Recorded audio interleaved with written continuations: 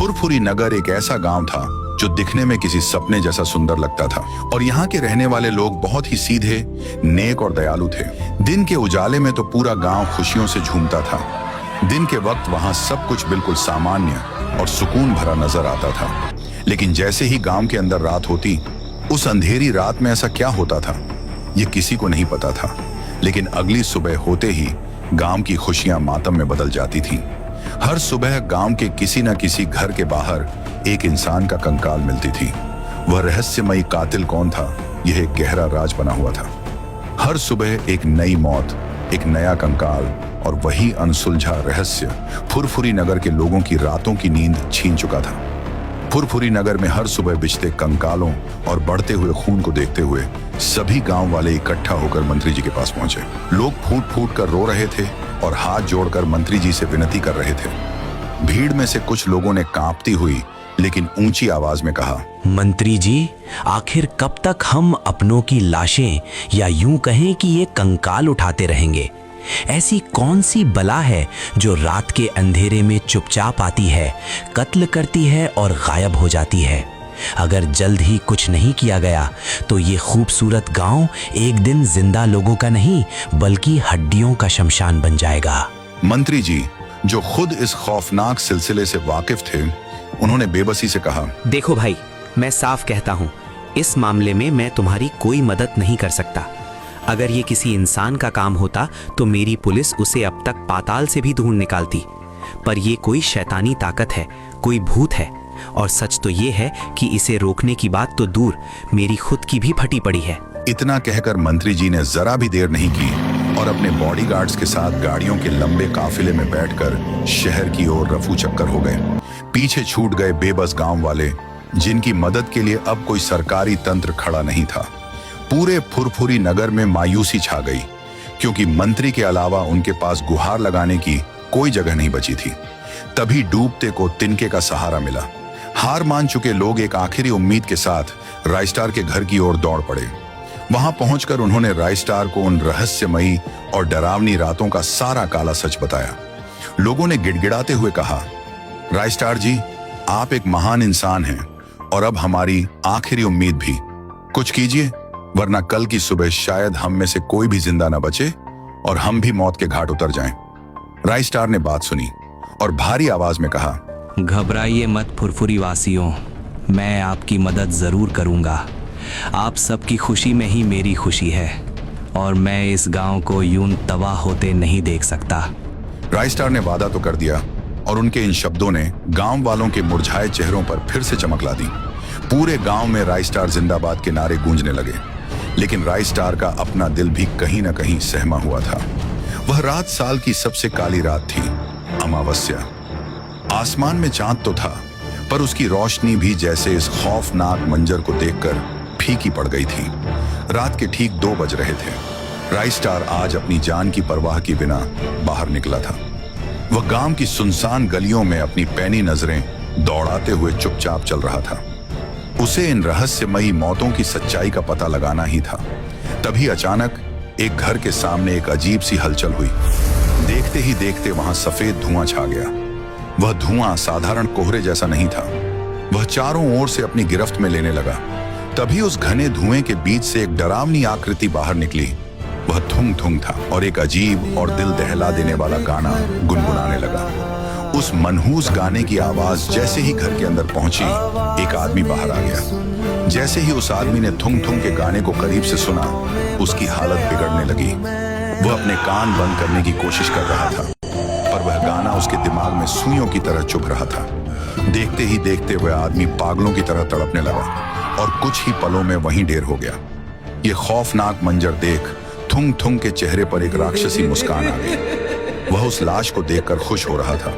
रायस्टार ने यह सब अपनी आंखों से देख लिया था और उससे उसकी रूह कांप उठी। अचानक थुंग थुंग ने उस लाश के चारों तरफ फिर से वही रहस्यमयी धुआं फैलाना शुरू कर दिया। थुंग थुंग उस लाश को ले गया।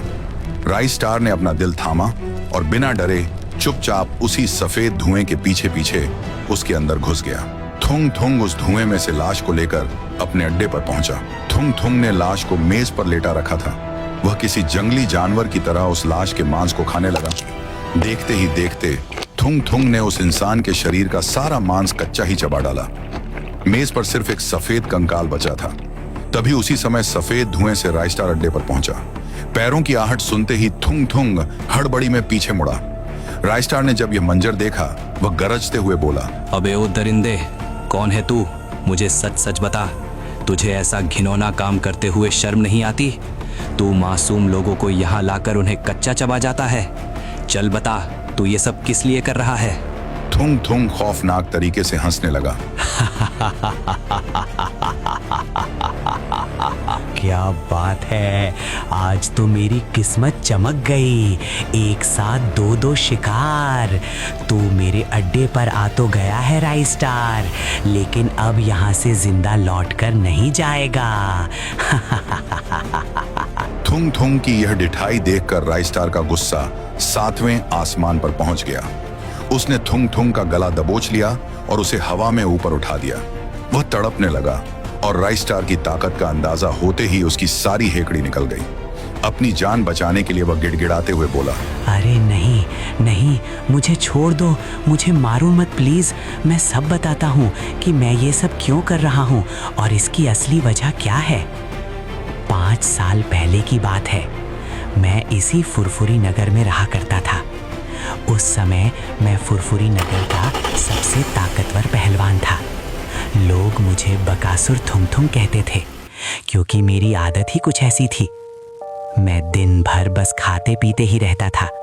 जहाँ भी शादी होती या कहीं भंडारा लगता, मैं सबसे पहले पहुँच जाता था और 3-4 किलो खाना तो मैं ऐसे ही खा जाता था। मैं चलते कुछ भी काम करते समय मैं बस खाता रहता था। मेरे घर में भी हर जगह खाने की प्लेटें भरी रहती थी। मैं बार बार खाना खाता रहता था, लेकिन अजीब बात ये थी कि मैं कितना भी खा लूं, मेरा पेट कभी नहीं भरता था। शायद पता नहीं ये मेरी बीमारी के चलते होता। मेरे साथ मेरी बूढ़ी माँ भी रहती थी। हर रोज वो तेज धूप में खेतों के अंदर काम करती थी। पसीने से तरबतर होकर भी वो दिन भर मेहनत करती रहती। शाम को जब वो खेत से लौटती तो आते ही वो मेरे लिए गरम गरम रोटियां बनाना शुरू कर देती। कभी कभी रोटियां बनाते समय उसके हाथ भी जल जाते थे। जलन से वो थोड़ा सा सिहर जाती। मेरी माँ मुझे प्यार करती। थुंग थुंग जितनी रोटियां मांगता, उसकी माँ उतनी ही चुपचाप बनाकर उसके सामने रख देती। कई लोग मेरा मजाक उड़ाते। इन सब के बावजूद एक इंसान ऐसा था जिसने उसे कभी ठुकराया नहीं। वो थी मेरी माँ। उस दिन एक दोपहर जब मैं खाना खाने के लिए अपने घर लौटा तो मैंने देखा कि मेरी माँ चारपाई पर लेटी हुई है और वो लगातार खांस रही थी। लेकिन इससे पहले मैं कुछ कर पाता, मेरी प्यारी माँ ने वहीं उसकी आंखों के सामने आखिरी सांस ले ली। मेरी माँ मुझे हमेशा हमेशा के लिए अलविदा कहकर चली गई। ये देखकर मैं पूरी तरह टूट गया। मेरी माँ के सिवा और कोई था ही नहीं और आज वही माँ उसके सामने एक लाश बनकर पड़ी थी। जब मैं रोते रोते अपने घर से बाहर निकला तो लोगों ने मुझे ताने देना शुरू कर दिए। कोई आदमी जोर से बोलता, अरे देखो, बाहर आ गया मुंह उठाकर, सांड कहीं का, अपनी माँ को भी खा गया। तेरी माँ की मौत का कारण तू खुद है। खुद तो बकासुर की तरह खाता रहा, लेकिन कभी अपनी माँ की जरूरतें समझने की कोशिश की? बकासुर कहीं का। लोगों की यह बातें सुनकर मैं कुछ भी बोल नहीं पाया। मेरी माँ को अलविदा कहे हुए समय बीता। दिन से हफ्ते और हफ्तों से महीना समय बीतता गया और मुझे फिर एक दिन बहुत तेज भूख लगने लगी। लेकिन घर में खाने के लिए एक दाना भी नहीं था और मेरे पास खरीदने के लिए पैसे भी नहीं थे। आखिरकार मैं भारी मन से अपने पड़ोसी के घर चला गया। माई जी, बहुत भूख लगी है, घर में खाने का एक दाना भी नहीं है। प्लीज माई जी, क्या मुझे थोड़ा सा खाना मिल सकता है? बहुत तेज भूख लगी है। लेकिन औरत गुस्से से बोली, तू यहाँ क्यों आया है रे? एक तो अपनी माँ को ही खा गया। तेरी माँ बेचारी रोज खेत में काम करती थी, कमजोर हो गई थी, लेकिन उसे कभी अच्छा खाना नहीं मिला, इसलिए मर गई। अब हमें तो जीने दे, चल हट यहाँ से। इतना कहकर उसने मुझे धक्का देकर वहां से भगा दिया। ये देखकर ऐसा लगा जैसे किसी ने दिल पर पत्थर रख दिया हो। मेरा शरीर धीरे धीरे कमजोर होता गया। आखिरकार भूख की उसी भयानक पीड़ा में तड़पते तड़पते मैंने मजबूरी की वजह से मुझे कचरे के डिब्बे में से खराब खाना खाना पड़ा। मैं अपनी पूरी जिंदगी से परेशान हो चुका था।